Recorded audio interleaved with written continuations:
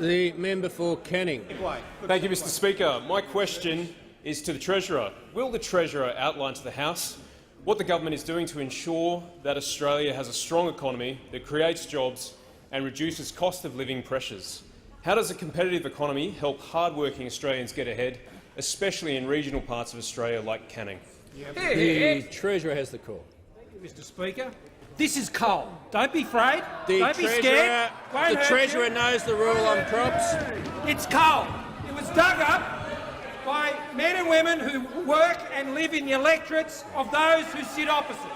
From the Hunter Valley, as the member for Hunter would know. It's coal that has ensured for over 100 years The Deputy that Prime Australia Minister has enjoyed an energy competitive advantage that has delivered prosperity to Australian businesses and has ensured that Australian industry has been able to remain competitive on a global market. Mr Speaker, those opposite have an ideological, pathological fear of coal.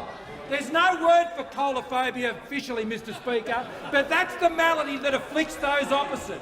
But it's that malady, Mr Speaker, that is afflicting the jobs in the towns and the industries and indeed in this country because of their pathological, ideological opposition to coal being an important part of our sustainable and more certain energy future. Affordable energy is what Australian businesses need to remain competitive. They can't fizzle out in the dark as those opposite would have them do, as businesses in South Australia are now confronting. So on this side of the House, Mr Speaker, you will not find a fear of coal any more than you'll find a fear of wind, except for that which comes from the Leader of the Opposition.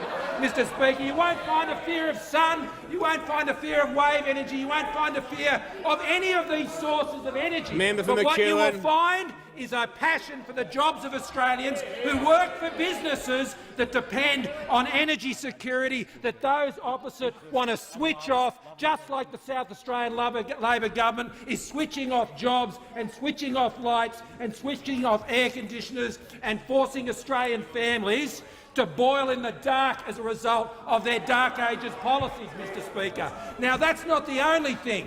That's not the only thing we're doing to stand up for Australian businesses. Our company tax cuts that those hypocrites opposite used to support and now oppose. Here is the whinger from Watson. The minister will return to the dispatch box. He will withdraw 2 unparliamentary remarks. I withdraw, Mr Speaker, unreservedly. But, Mr Speaker, when it comes to our company tax cuts, when it comes to energy prices, what I do know is what someone else who knows a lot about digging things out of the ground for the great prosperity of Australians, and that's Twiggy Forrest. And this is what he has said today. This is what he said today. Don't worry, he'll give you a dinner invitation later, Leader of the Opposition. You can crawl your knees under his table too, as the Prime Minister said yesterday.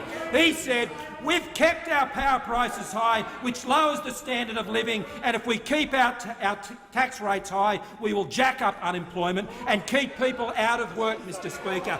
That is the policy prescription from those who sit opposite, and they should be ashamed.